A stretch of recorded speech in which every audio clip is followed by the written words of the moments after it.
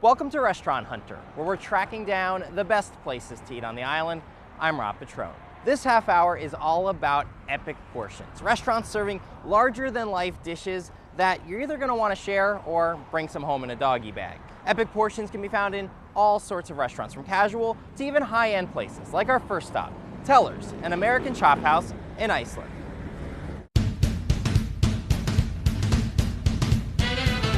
Teller's is larger than life.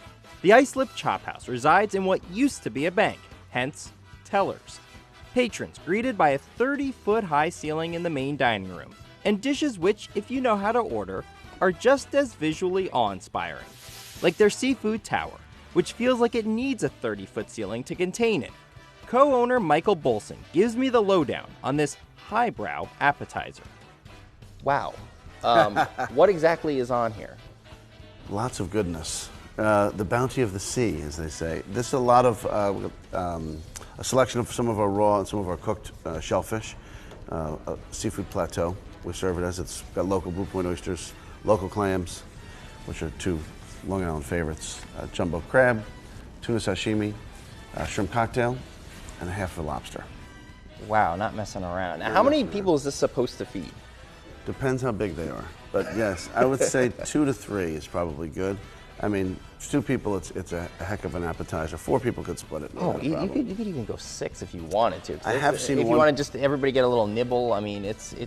What would you recommend of all the stuff? I've seen on one here? person eat the whole thing before. That's a big appetite. It is. But this is not something you want a doggy bag for. No. This is not something you want No. sitting in your car. Correct. So what would you recommend if I'm going to dive into something here? I'm a huge fan of the colossal crab meat. It is pretty colossal. House-made cocktail sauce. And these are big. And Yeah. then that is let's see here. Get one of these boys out of there. Oh boy. I love the presentation That too. is a That's big piece of crab really meat. nice. Yeah, you can't go wrong there. No. A little dunk in the cocktail Nothing sauce. wrong with a little dunk. Yeah. Etiquette says no double dipping though. No, totally understand. I'm with you on that.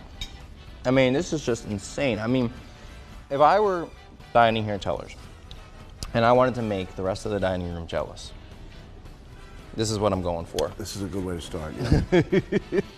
Of course, Teller's is a chop house, and they can do epic-sized steaks too.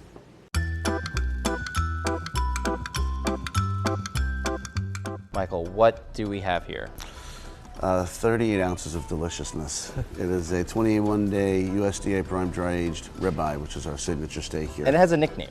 It looks a little like the Flintstone steak that you see, the Brontosaurus steak that you see at the beginning of the Flintstones. I'll let you do the honors. Let's cut into this thing, 'cause I can't wait much longer. Looking at this thing makes me hungry. I'm salivating here. This is So the ribeye is really, I think, the best cut of meat. It's very, it's got a lot of marbling, a lot of fat. Some people don't like it. You know, they like a filet, for example, because it has a lot less fat. But the fat is flavor, as they say. Yes, I and could the not steak agree more. does not shortcut you on fat. Ooh. So we're going to cut right to the middle here, so we can get a nice piece of prime That's steak nice right goodness. I will give you Oh, that. that's lovely. Nice medium there. Yeah, delicious. So that's how we like to cook our steaks. Medium rare, medium. I'm medium rare more myself, but oh yeah, it's good. Look at that great crust on it. Nice high heat in the broiler. You're the man make this one. Chef Eddie made this one, so. Oh, that is so good. And you're liberal with the salt, which is how you have to be. And then worse than an undersalted steak. Have to have a lot of salt. The Flintstone steak, yabba dabba doo. I like that. That's delicious. Of course, you pair it with some wine. What do we have here? This is our red wine by the glass Stackhouse Cabernet, 2011. Cabernet's pretty traditional pairing with steaks. You can't Very really good. go wrong. Got to stand up to the fat and the flavor. And you guys go all out with your wine. I mean, how many bottles of wine do you have in here? Too many. I would say we probably have over 700 labels, probably close to 10,000 bottles. And you keep a lot of them in, you have a wine vault. And I mean, it is a vault. It is the original vault. Matter of fact, when we bought the building, Because this was a bank. this was a bank, built in 1927. And we had the engineers come in when we turned it to a restaurant. and we wanted to get rid of the vault because it's literally smack dab in the center of the building. And they said if you get rid of the vault, the entire building will collapse. So we changed our plans. I would think so. And we built the entire restaurant centered around the vault. There's actually a mirrored vault underneath, same exact vault underneath that's also full of wine. We have wine everywhere. We have 5 wine rooms here. There's I mean, it 2 might visible, just be but underneath your cushion. You might look under and there might just be wine hiding. if you're lucky, yes, absolutely. You could be like Oprah. You know, like look under your seats, everyone. You win a bottle of wine. That's a nice promotion. That's not a bad idea.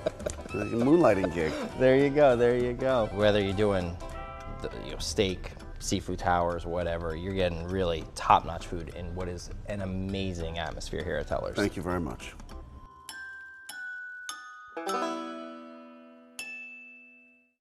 Now that was a quality meal.